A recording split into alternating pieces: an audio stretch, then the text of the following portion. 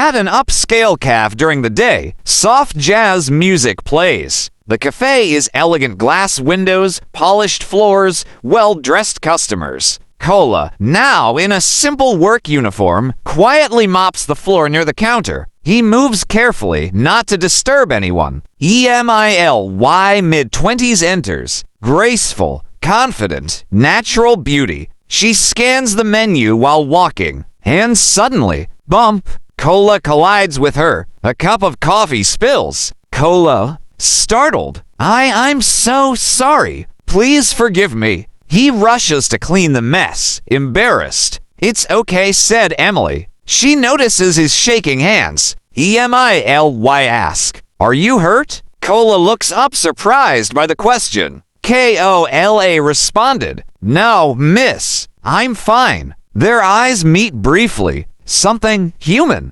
Cola finishes cleaning. Emily sits at a table nearby, watching him quietly. He works with focus, not anger. Emily approaches the counter. Emily talks to the cashier. I'll pay for his mistake. The cashier shrugs. Cola hears this and steps forward quickly. Cola said, no, please. It was my fault. Emily smiles gently. Emily replied, then let's call it even. She hands him the receipt. Moments later, Cola steps outside to take out trash. Emily follows. Emily spoke. You're not from here, are you? Cola hesitates, then nods. Cola replied, Africa. Emily, that's far. Kola smiles subtly. Far in distance. Closer in struggle. Emily is intrigued. Emily asks, what's your name?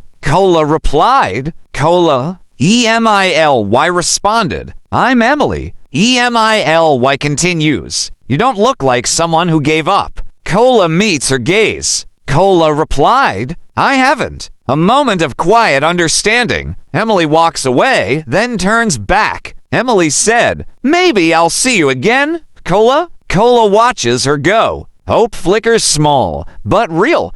At the city park in late afternoon, golden sunlight filters through tall trees. People jog, walk dogs, laugh. Cola sits alone on a bench reading a library book on business basics. He underlines sentences carefully. A familiar voice interrupts. Emily spoke. You look serious. Cola looks up surprised. Kola speaks. Emily? She smiles. Emily said, I had a feeling I'd find you around here. She gestures to the book. Emily continues. What are you reading? Kola said, trying to understand how money works, since it doesn't like me yet. Emily laughs softly and sits, keeping a respectful distance. Days turn into weeks. Cola and Emily walking in the park, talking. Sitting in a public library, reading quietly. Sharing cheap takeaway food on a bench. Emily listening more than she speaks. Cola explaining his village with pride. At a public library during the day. Emily watches Cola take notes seriously. Emily speaks. You know, most people just complain about life. Cola replied,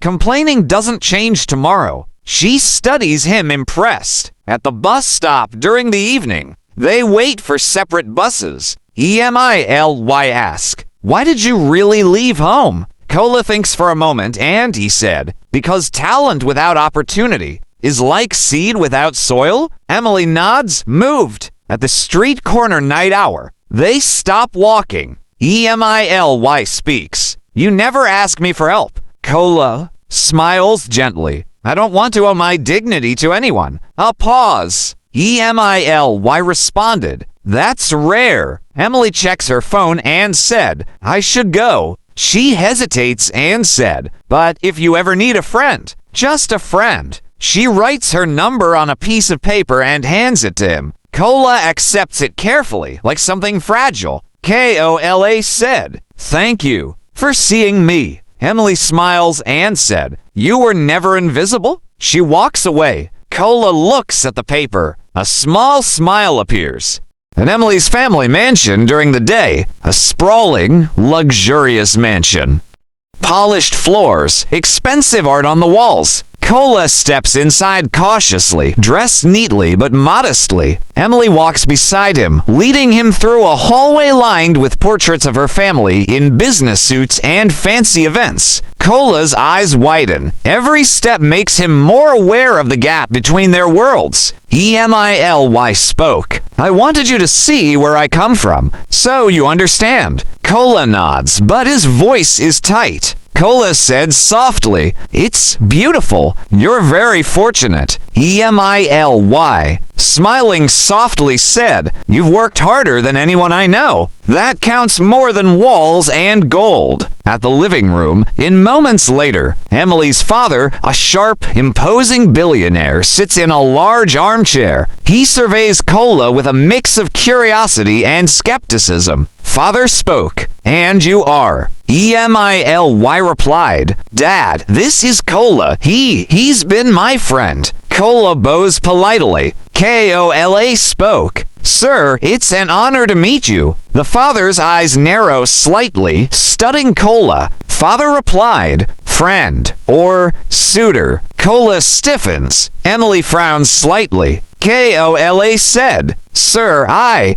have no intention of overstepping. I'm just someone trying to survive, to grow. Father said, harshly, You realize my daughter doesn't mingle with men from streets. Cola swallows hard, heart-pounding. Cola replied, I may not have wealth, sir, but I have my work, my word, and my character. The father's eyes flicker a mix of challenge and intrigue. At the mansion garden, during sunset, Emily and Cola walk in silence. Kola, looking quiet and hurt, said, I should have known. I thought I was just talking to a friend. Emily, softly taking his hand. You are my friend. Cola, I didn't tell you because I wanted you to see me, not my wealth. Cola looks at her, torn between admiration and fear. Kola said, I feel like we live in different worlds. Emily replied, No, we just started from different roads. She squeezes his hand. Cola takes a deep breath, looking at the fading sunlight. Kola thought inside of himself, maybe